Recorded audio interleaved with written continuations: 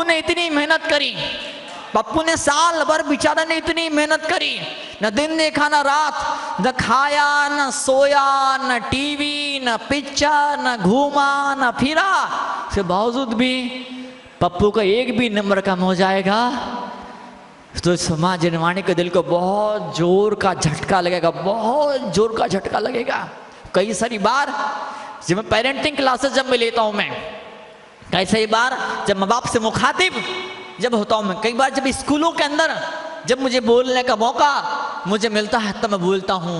कई सारी बार उस बच्चे की लाइफ को उसके माँ बाप बर्बाद कर देते हैं, कई सारी बार उस बच्चे की लाइफ को उसके टीचर बर्बाद कर देते हैं।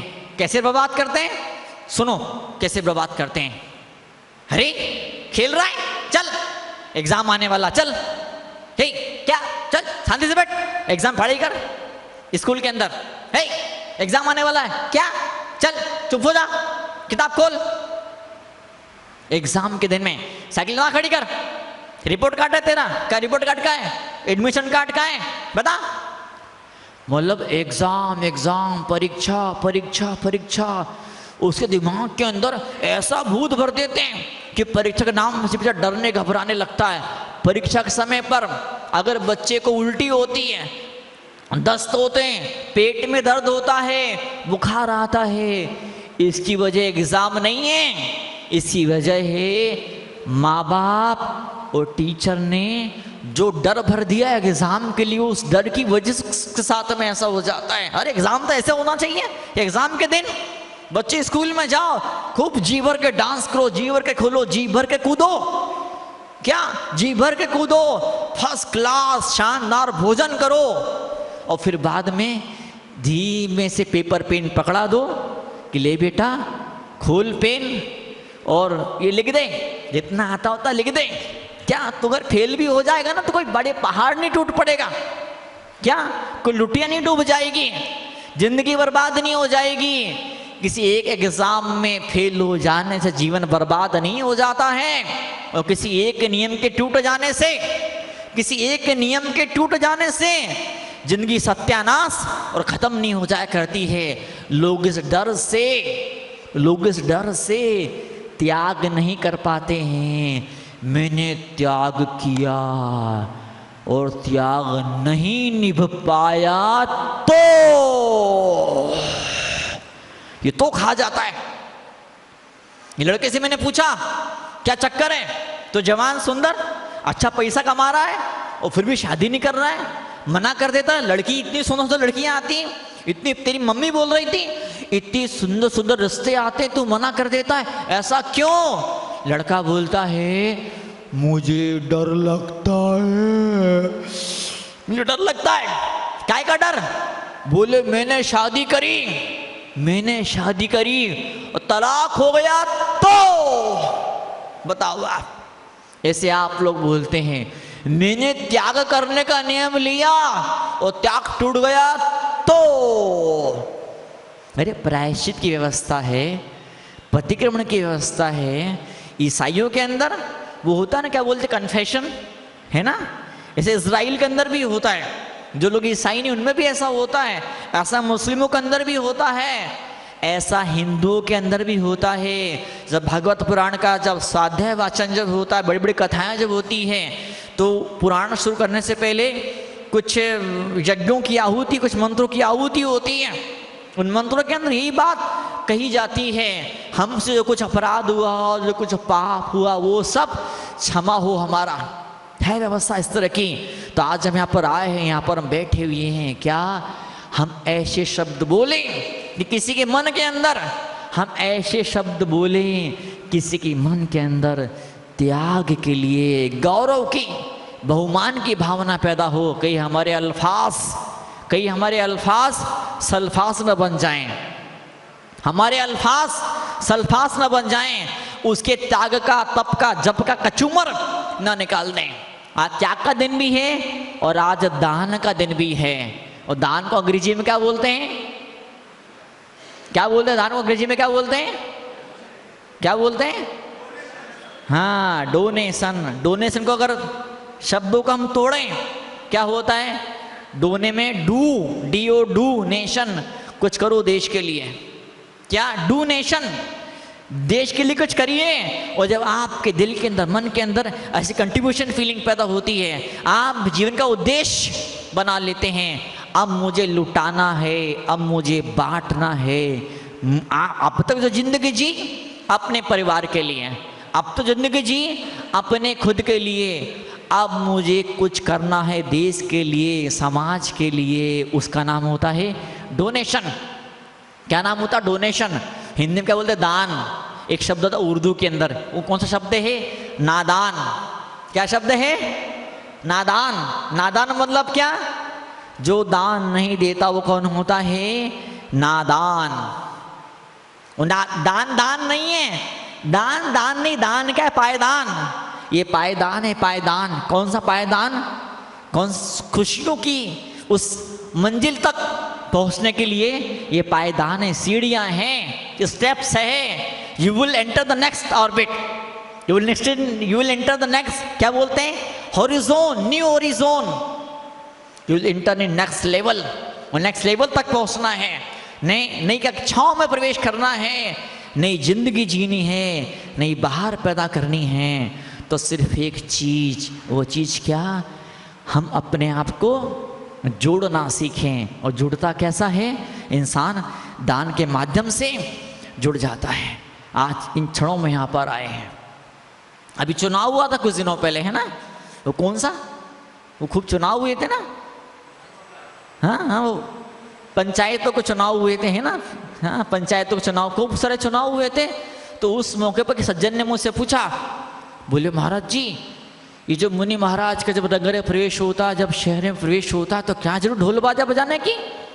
क्या जरूर ढोल धमाका करने की? अरे महाराज जी हैं, तपस्वी हैं, त्यागी हैं, जरूरत क्या उत्सव की, गीत की, नृत्य की? जरूरत क्या समाज को भोजन देने की? जरूरत क्या सब चीजों की? पंचकल्याणक होते हैं, वेदी प्रतिष्ठाएं होती हैं, जरूरत क्या है ताम झाम करने की? अरे पंचकल्याणकों के अंदर करोड़ों रुपया फूंक देते हैं, करोड़ों रुपया फूंक, शब्द सुनो, शब्द क्या शब्द यूज किए? पंचकल्याणक के अंदर करोड़ों रुपया फूंक देते हैं। तो मैंने उससे कहा, अरे पगले, जब बड़े बड़े लोग कोठियां बनाते हैं, जब बंगले बनाते हैं, उसमें कितने करोड़ों की चटनी बना देते हैं। जब 2-4 करोड़ का बंगला बना लेता है अपने खुद के परिवार के लिए, खुद के अपने परिवार के लिए, तब तू नहीं बोलता ऐसा क्यों? और जब मंदिर बनता 2-4 करोड़ का, तब तू बोलता है ऐसा क्यों? क्या जरूरत है इन चीजों की? बताओ। ऐसे बड़े रईस लोग हैं आज की डेट के अंदर, जो आइलैंड में जाते हैं, जो विदेशों में जाते हैं, और एक ही पार्टी के अंदर, मात्र एक पार्टी के अंदर 100 करोड़ रुपए फूंक देते हैं, आग लगा देते हैं। बताओ। और जब कोई ऐसा व्यक्ति जब चुनाव के अंदर, क्या कोई ऐसा व्यक्ति जब चुनाव के अंदर मात्र 5 साल की कुर्सी को पाने के लिए जब करोड़ों करोड़ रुपए फूंक देता है, तब अपने पत्रकार बोलते हैं ऐसा क्यों? लेकिन जब कोई धर्मात्मा अनंत काल तक उसे 2 की कुर्सी पाने के लिए सब कुछ फूंक देता है, फिर लोग की उंगलियां उठना शुरू हो जाती, ये ऐसा क्यों कर रहा है, वैसा क्यों कर रहा है, इतने की क्या आवश्यकता है? बताओ। दुनिया के प्रपंचों के अंदर इतना सारा बड़ा बड़ा कुछ कर गुजरते हैं, तब सारा सवाल, सारे क्वेश्चन यहीं पर पैदा होते हैं। कोई ट्रैफिक पुलिस से कोई नहीं पूछता है इधर से क्यों आना, इधर से क्यों जाना। कोई हॉस्पिटल में कोई नहीं पूछता, हॉस्पिटल के अंदर ऐसी ड्रेस क्यों पहनने का, ऐसा गोली क्यों खाने का, वो गोली क्यों नहीं खाने का। लोग कोर्ट में नहीं पूछते हैं इस जुर्म का यही दंड क्यों, कहीं पर क्यों नहीं पूछते हैं। मात धर्म के अंदर, अध्यात्म के अंदर लोग 50 बार 1000 बार ऐसा क्यों और वैसा क्यों पूछना शुरू कर देते हैं। आज के मंगल क्षण है, जो क्या, जो संसार विशेष को होता तीर्थंकर क्यों त्यागे, काहे को शिवसाधन करते संयम से अनुरागे। जो संसार विशेष को होता तो तीर्थंकर क्यों त्यागे? त्याग मतलब क्या? ये थिंग ऑफ माइंड सेट। आपकी सोच किस तरह की है, आपका विश्वास किस तरह की धारणा है, आपकी मान्यताएं कैसी हैं, आपको कौन ड्राइव कर रहा है, आपने अपना स्टेयरिंग, अपना रिमोट, अपने धागे कौन आपको नचा रहा है, किसके हाथ में देकर रखा है?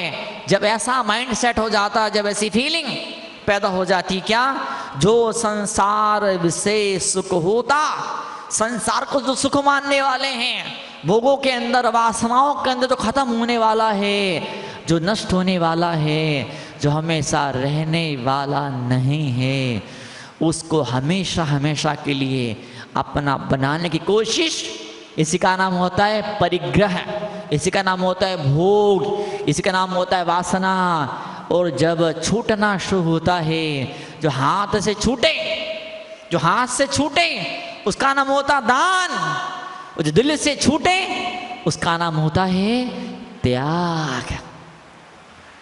हम चले त्याग की राहों पर, बड़ी प्यारी राहें त्याग की, उन त्याग के राहों पर चल चल के कोई शावक इन ऊंचाइयों तक यहाँ पे आकर के बैठ पाता है। जिंदगी कई सारी बार क्रिकेट की तरह हुआ करती है।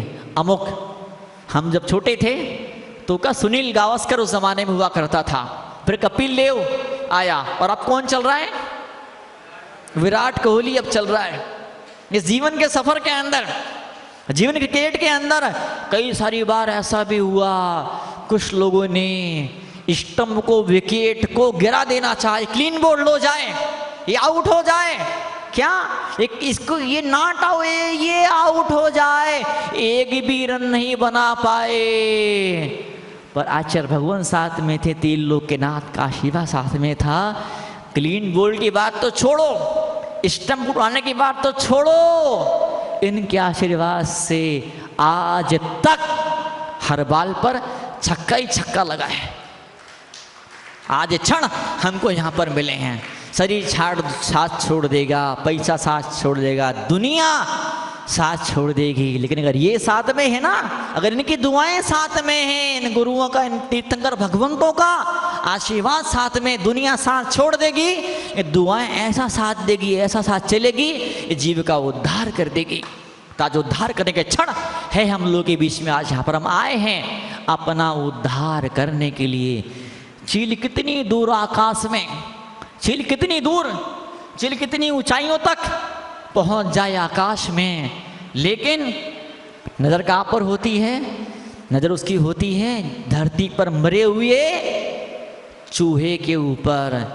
ऐसे ही किसी किसी लाइफ में ऐसा होता है, पूजा में, भक्ति में, स्वाध्याय में, तप में, त्याग में इतना इतना इतना इतना ऊंचा उठ जाता है, लेकिन कहीं कुछ ऐसा दिल के भीतर होता कि रह रह करके बार बार बार बार आदमी जो करता है, आदमी जो होता है, जिंदगी भर वो बलाएं पीछा करती है। कुछ ऐसा ना हो जाए आपके हाथों से जाने में अनजाने में कि जिंदगी भर दिल आपको धिक्कार है तुझे, धिक्कार है तुझे, डूब मर चुल्लू भर पानी में। पॉल्यूशन परवाया था, पॉल्यूशन पर्व, और तूने एक उपवास नहीं किया। बता, मुनराज आए थे, मुनराज, तूने हाथ में ग्रास नहीं रखा, तूने आहार का। होना तो ये चाहिए, एक जमाना वो जमाना था जब घर घर चौके लगते थे, अब एक जमाना वो जमाना है। कोटा तो ऐसा दुर्भाग्यशाली नहीं है, पर कुछ गांव हैं ऐसे दुर्भाग्यशाली, जब मुझे महाराज अगर आते हैं, बाप रे, श्राव की तस्वीर ठोकता है। ट्रस्टी सत्यानाश ट्रस्टी का, क्यों बुलाया साधु को? चौका कौन लगाएगा? वजहवर्ती कौन करेगा? प्रवचन कौन सुनेगा? टाइम किसके पास में है? टाइम किसके पास में है? ऐसा इंसान शादी में, पार्टी में, होटल में, पिकनिक में हजारों लोगों को भोजन करा देने का मन रखता है, लेकिन मेरे घर में जीते जागते चलते फिरते भगवान आए, उनके हाथ में एक ग्रास रख देने की उसकी इच्छा, उसकी भावना नहीं हुआ करती है।